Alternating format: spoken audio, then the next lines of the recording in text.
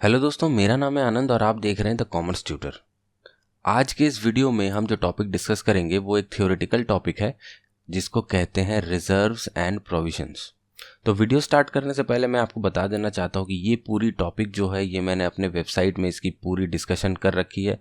इस पूरी आर्टिकल में, ये मेरा वेबसाइट है जैसे कि आप देख सकते हैं, और इस पूरी आर्टिकल में हमने सारी बातें जो है, जो भी मैं आज यहाँ पर डिस्कस करने वाला हूँ, सारी बातें इस आर्टिकल में डिस्कस कर रखी है। तो अगर आप इसे रेफ़र करना चाहें तो आप कृपया ज़रूर डिस्क्रिप्शन में दिए हुए लिंक पे जाके मेरे वेबसाइट पे पहुँचें और इस आर्टिकल को अच्छे से पढ़ें। ये आपको आपके एग्ज़ाम्स में भी हेल्प करेंगी, आपको अपने नोट्स बनाने में भी हेल्प करेंगी।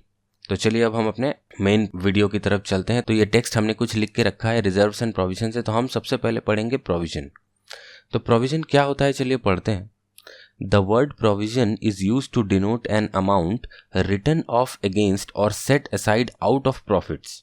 It is created to provide for a known liability, the amount of which can only be estimated, or for a diminution in the value of an asset.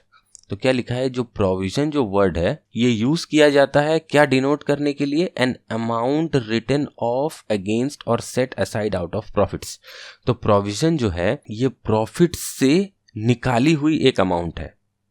ठीक है, इसके बारे में हम आगे और डिस्कस करेंगे। It is created to provide for a known liability, the amount of which can only be estimated, or for a diminution in the value of an asset. तो हम ये प्रोविजन क्यों बनाते हैं? सबसे पहले प्रोविजन है क्या? देखिए बात क्या है कि प्रोविजन एक अमाउंट है, और ये अमाउंट कहाँ से आती है? ये अमाउंट हम अपने प्रॉफिट से निकालते हैं। रिटर्न ऑफ अगेंस्ट प्रॉफिट, ये वर्ड बहुत इंपॉर्टेंट है, रिटर्न ऑफ। ठीक है, set aside out of profits और रिटर्न ऑफ। तो ये जो वर्ड है ये बहुत इंपॉर्टेंट है। इसका मतलब ये है कि हमारी जो प्रॉफिट है इससे हम निकालते हैं ये प्रोविजन। एक्चुअली हमारी अगर प्रॉफिट ना भी हो, हमारी अगर लॉस भी आ जाए इस प्रोविजन के लिए, तो भी हमें इसे अपने प्रॉफिट से निकालना पड़ेगा। तो ये हमारी नेट प्रॉफिट से निकल के आता है। एक अमाउंट हम सेट असाइड करते हैं जिसे हम प्रोविजन कहते हैं। और ये हम अमाउंट क्यों सेट असाइड करते हैं? To provide for a known liability. Known liability मतलब एक ऐसा खर्चा, एक ऐसी देनदारी जो फ्यूचर में आने वाली है, जिसके बारे में अभी हमको पता है, पर अमाउंट जो है उसे मैं सर्टेनली नहीं बता पा रहा कि कितनी अमाउंट है। हम सिर्फ उसका एक अंदाज़ा लगा पा रहे हैं, एस्टिमेट कर पा रहे हैं। ठीक है, और या फिर ये किस चीज़ में काम आ सकती है? Diminishing in the value of an asset. अगर किसी एसेट की वैल्यू में गिरावट होती है तो फ्यूचर में जाके आपको एसेट बदलना पड़ेगा, आपको नया एसेट लेना पड़ेगा। तो उस एसेट को बदलने के खर्चा जो आएगा फ्यूचर में, उसके लिए आप प्रॉफिट से क्या करते हैं? एक अमाउंट सेट असाइड करके रख लेते हैं। तो प्रोविजन में क्या है? प्रोविजन में ये एक चार्ज अगेंस्ट प्रॉफिट्स है। चार्ज, ये बात याद रखिएगा, चार्ज अगेंस्ट प्रॉफिट। ठीक है, अगर आपकी प्रॉफिट ना भी हो रही हो, लॉस भी हो रही हो, फिर भी आपको ये प्रोविजन की अमाउंट जो है वो लेनी पड़ेगी।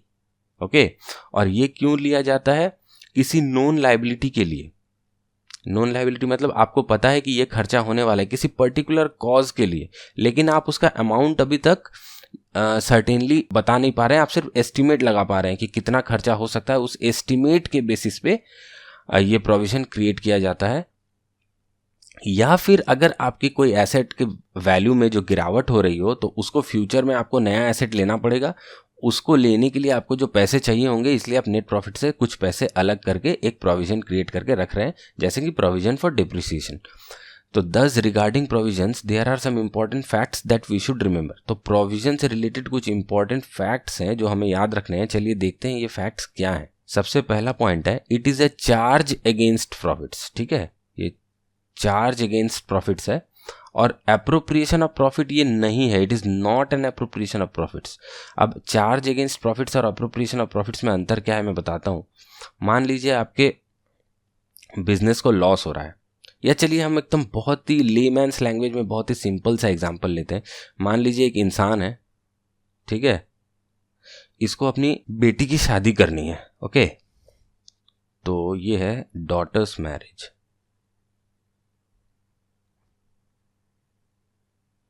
तो डॉटर्स मैरिज के लिए ये क्या करता है, पहले से ही थोड़े थोड़े पैसे अलग करके रख लेता है। ये सेट असाइड करता है एक सम,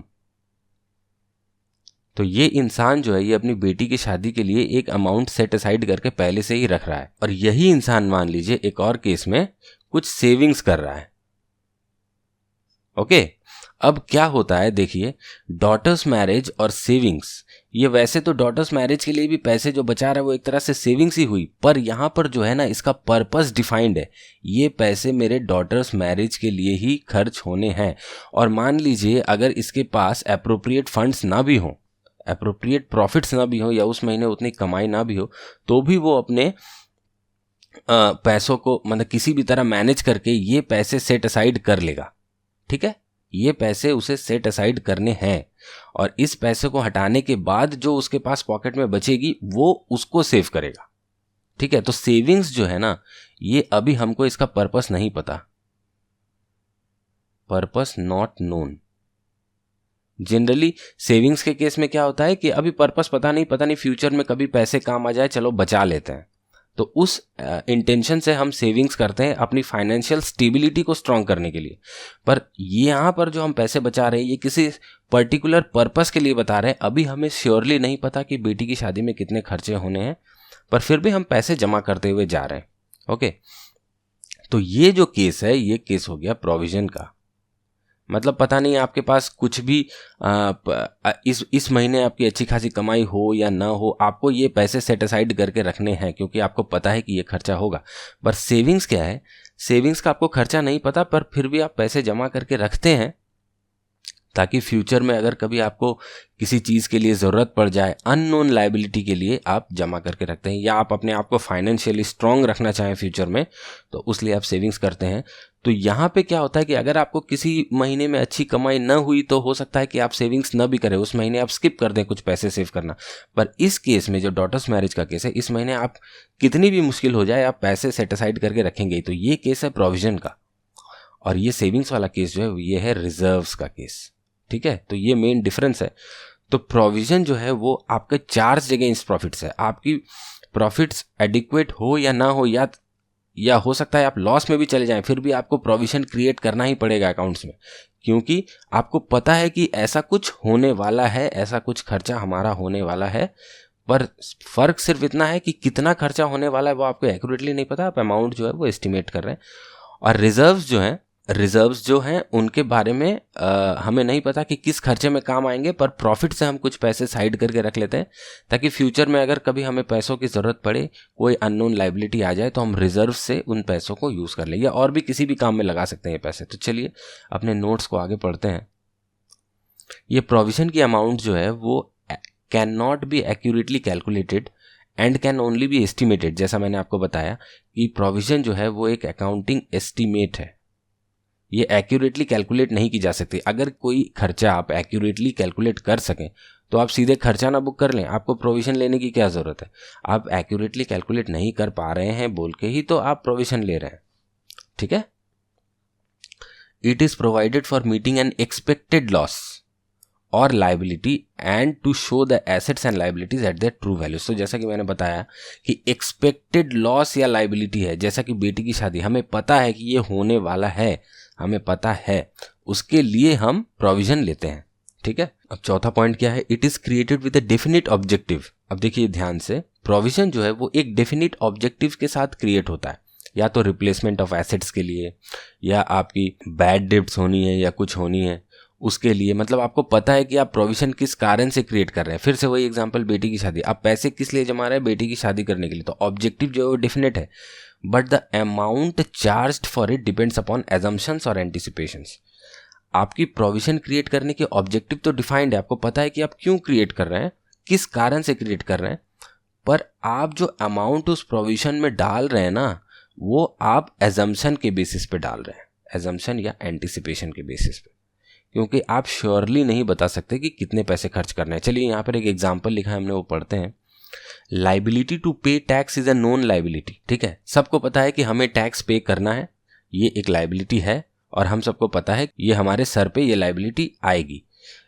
तो उसके लिए हम क्या करते हैं, provision for taxation is created to meet such liability. तो प्रोविजन फॉर टैक्सेशन एक ले लेते हैं इस लाइबिलिटी को मीट करने के लिए, पर कितनी लाइबिलिटी होगी, एक्चुअल में टैक्स कितनी आएगी, कितनी पे करनी पड़ेगी, वो तो हमारी जब असेसमेंट होगी तभी पता चलेगा। जब इनकम टैक्स डिपार्टमेंट से हमारी असेसमेंट होगी तब हमें पता चलेगा कि एक्चुअल में हमको सर्टेनली कितनी टैक्स पे करनी है। तो उससे पहले जब हम प्रोविजन क्रिएट करते हैं तो वो एक सुइटेबल एजम्पशन से हम एक एस्टिमेट बनाते हैं, उसी पर प्रोविजन फॉर टैक्सेशन क्रिएट करते हैं। तो आपको ये पॉइंट समझ में आया? अब चलिए देखते हैं examples of such some common provisions. कुछ कॉमन प्रोविजंस जो हैं उनके एग्जाम्पल्स देख लेते हैं। तो सबसे कॉमन है provision for bad and doubtful debts. ये तो आपने फाइनल अकाउंट्स के सम में देखा होगा, ठीक है। प्रोविजन फॉर डिप्रिसिएशन, अब जब एसेट्स जब हम अपने हिस्टोरिकल कॉस्ट में दिखाते हैं तो हम उसके साथ एक साथ लाइबिलिटी भी, प्रोविजन भी क्रिएट कर लेते हैं, ताकि ये पैसे हम किस लिए जमा कर रहे हैं। प्रोविजन फॉर डिप्रिसिएशन हम क्यों क्रिएट करते हैं? ताकि जितनी आपकी एसेट की वैल्यू डिप्रिशिएट हो रही है हम उतने पैसे अपने प्रॉफिट से सेट असाइड कर लें, ताकि फ्यूचर में जाके जो है हम एसेट को उतने पैसों से रिप्लेस कर पाएं। तो ये प्रोविजन फॉर डिप्रिसिएशन हम फिक्स्ड एसेट्स पे करते हैं। ओके। प्रोविजन फॉर डिस्काउंट्स, ये भी आपको पता ही है कि अगर हमें अपने डेटर को या कुछ डिस्काउंट्स देना पड़ जाए तो वो एक लॉस हो जाती है, तो उसके लिए हम एक प्रोविजन क्रिएट कर लेते हैं। प्रोविजन फॉर टैक्सेशन, जैसा कि हमने बताया कि टैक्स तो हमें पे करनी पड़ती है पर अमाउंट सर्टेनली पता नहीं होती है इस फिनेंशियल ईयर में। जब अगले फिनेंशियल ईयर में हमारी असेसमेंट होती है तब हम अमाउंट हमें पता चलती है। तो अभी हम एक एस्टिमेट के बेसिस पे जो है प्रोविजन वो कर लेते हैं टैक्स की। ओके। पांचवा पॉइंट क्या है? Provision for any liability against a disputed claim.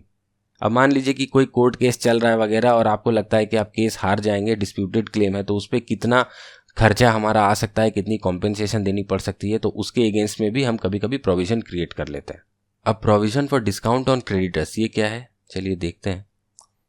Sometimes in problems of accountancy, it is seen that few people create a provision for discount on creditors on the anticipation that the creditors will allow some discount at the time of receiving payments. However, this assumption is not appropriate as per the doctrine of conservatism, where only losses should be anticipated and not profits. तो क्या होता है कि कभी कभी कुछ accountancy के problems में आपको दिखेगा कि वहाँ पे provision on for discount on creditors भी उन्होंने ले रखी है। अब ये क्या चीज़ है डिस्काउंट ऑन क्रेडिटर्स? मान लीजिए कि आप अपने क्रेडिटर को पैसे देने जा रहे हैं और क्रेडिटर ने आपको कुछ डिस्काउंट दे दिया, तो ये एक तरह की आपकी इनकम है। क्रेडिटर से आपको अगर डिस्काउंट मिल जाए पेमेंट्स पे तो आपकी इनकम है। तो लोग इनकम पर भी प्रोविजन कर लेते हैं। लेकिन डॉक्ट्रिन ऑफ कंजर्वेटिज्म क्या कहता है? डॉक्ट्रिन ऑफ कंजर्वेटिज्म कहता है कि हमें सिर्फ अपनी लॉसेस को एस्टिमेट या एंटिसिपेट करना चाहिए, प्रॉफिट्स को नहीं करना चाहिए। ठीक है। तो ये जो provision for discount on creditors है ना, ये एक डिफेक्टिव एजम्पशन है। ठीक है, ये अप्रोप्रिएट नहीं है, इसे नहीं करना चाहिए, इसे प्रैक्टिस नहीं करना चाहिए। कोई भी provision for discount on creditors जो है ये अकाउंट्स में बुक हमें नहीं करनी चाहिए, बिकॉज ये डॉक्ट्रिन ऑफ कंजर्वेटिज्म के खिलाफ है। अब यहाँ पे क्या लिखा है देखे, पढ़ते हैं। Provision should be created carefully and correctly. Over और under provisioning is bound to effect the annual profits losses adversely. यानी कि जब भी आप प्रोविजन को क्रिएट करते हैं तो आपको बड़ी ही केयरफुल रहना है और करेक्टली अमाउंट को एस्टिमेट करना है, ताकि आप एक्चुअल अमाउंट के बिल्कुल पास रह सकें एस्टिमेट में। ठीक है, आप ऐसे एस्टिमेट करें कि फाइनली जो एक्चुअली अमाउंट आपकी होगी वो एस्टिमेट के जितना हो सके उतना पास हो। आप अगर गलती से ज़्यादा या कम प्रोविजनिंग कर देंगे तो आपकी प्रॉफिट को वो बहुत एडवर्सली इफेक्ट करेगा। ठीक है। Provision is a necessity in the process of measurement of income, but the correctness of its amount decides the correctness of profit and loss. अब क्या होता है कि ये जो प्रॉफिट एंड लॉस अकाउंट है, मान लीजिए, तो प्रॉफिट एंड लॉस अकाउंट में इस साइड में आपकी इनकम्स होती हैं और इस साइड में आपके एक्सपेंसेस होते हैं। ठीक है। अब प्रोविजंस क्या होते हैं, वो यहाँ पे होते हैं डेबिट साइड में। क्यों होते हैं डेबिट साइड में? क्योंकि प्रोविजंस जो हैं वो कुछ ऐसे एक्सपेंसेस की एस्टिमेटेड अमाउंट है जो आपने पीएल में लिख रखी है, जो इस साल से रिलेट करती है, इस साल के प्रॉफिट एंड लॉस से रिलेट करती है, पर ये अमाउंट्स होती हैं एस्टिमेटेड। इसीलिए कहा है कि क्योंकि ये प्रोविजन उन आइटम्स के लिए आपने क्रिएट की है जो इस साल से रिलेट करती है, तो एक्रूअल कॉन्सेप्ट के हिसाब से अगर आपको करेक्ट प्रॉफिट्स पे अराइव करना है तो आपको प्रोविजंस तो कंसिडर करनी पड़ेगी अकाउंट्स में। तो प्रोविजन एक नेसेसिटी है for the measurement of income. आपको अगर करेक्ट इनकम्स मेजर करनी है तो प्रोविजंस को आपको कैलकुलेट करनी पड़ेंगी। जैसे प्रोविजन फॉर डिप्रिसिएशन हो गया, इस साल आपने पूरी मशीन चलाई, ठीक है, तो उसके लिए जितनी डिप्रिसिएशन हुई उसको आपने प्रोविजन की और अपने पीएल के डेबिट साइड में रिकॉर्ड कर ली। या प्रोविजन फॉर बैड डेब्ट्स, तो इस साल में आपकी जितनी बिक्री हुई है इस प्रॉफिट एंड लॉस अकाउंट के जिस पीरियड के लिए आप बना रहे हैं उस पीरियड में आपकी जितनी बिक्री हुई है क्रेडिट सेल्स, तो उससे हो सकता है कुछ डेटर्स आपके पैसे न दें, तो जो लॉस होगा बैड डेब्ट्स का वो तो इस साल से रिलेटेड है। पर हो सकता है कि इस लॉस का फिगर आपको इस साल पता नहीं चला, आपको फ्यूचर में पता चलेंगे कि मेरे तो उस साल के डेटर्स जो हैं वो बैड हो गए, तो उसके लिए भी आपको प्रोविजन लेनी पड़ती है। तो ये प्रोविजन की अमाउंट आप जितनी एक्यूरेटली एस्टिमेट करेंगे उतनी ही करेक्ट आपकी जो प्रॉफिट एंड लॉस है वो आएगी। तो आपको समझ में आया प्रोविजन क्या है। अब हम चलते हैं रिजर्व्स की ओर। नेक्स्ट टॉपिक जो हम डिस्कस करेंगे वो है रिजर्व्स। तो रिजर्व्स क्या है, चलिए पढ़ते हैं। Reserves is that part of the profits of the business which is not distributed among the owners of the business and retained within the business. अब जैसे कि मैंने कहा था कि प्रॉफिट एंड लॉस अकाउंट जो है ना, प्रॉफिट एंड लॉस अकाउंट में आपके इनकम्स आपने यहाँ रिकॉर्ड किए क्रेडिट साइड में, और डेबिट साइड में आपने जो एक्सपेंसेस हैं उसको रिकॉर्ड कर लिए, उसके बाद फिर प्रोविजंस जो हैं उसको ले लिए, ठीक है। तो आपकी इनकम्स और एक्सपेंसेस, इनकम से एक्सपेंसेस और प्रोविजंस माइनस करने के बाद आपकी कुछ प्रॉफिट आएगी। अब ये जो प्रॉफिट की फिगर है, इस प्रॉफिट से मतलब आफ्टर कंसिडरिंग प्रोविजंस, आप इस प्रॉफिट से कुछ पैसा सेट असाइड करके रखते हैं। जैसे आपने घर में देखा होगा कि आपकी मम्मी जो है वो थोड़े से पैसे कुछ कुछ अलग करके रहती है ताकि बुरे वक्त में वो आपके पापा को दे सके और उन पैसों को यूज करके आप बुरे वक्त से बाहर निकल सकें। तो वो चीज यही है, reserve is that part of the profits. Reserve profit का वो पार्ट है जो बिजनेस जो है अपने ओनर्स में डिस्ट्रीब्यूट नहीं करती है। प्रॉफिट किस लिए कमाया जाता है, ताकि बिजनेस उस प्रॉफिट को अपने ओनर को दे सके। लेकिन बिजनेस क्या करती है, सारे प्रॉफिट्स को अपने ओनर्स में डिस्ट्रीब्यूट नहीं करती है, प्रॉफिट का कुछ पार्ट जो है वो अपने पास रख लेती है। क्यों? बुरे वक्त के लिए रख लेती है। जैसे बुरे वक्त के लिए हम पैसा बचाते हैं, बैंक अकाउंट्स में सेव करके रखते हैं, वैसे बुरे वक्त के लिए बिजनेस भी जो है कुछ प्रॉफिट का पैसा अपने बिजनेस में रिटेन कर लेती है, उसे ही हम रिजर्व कहते हैं।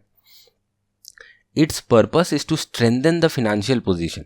तो पर्पस क्या है, अपने फाइनेंशियल पोजीशन को जो है वो स्ट्रांग बनाना है।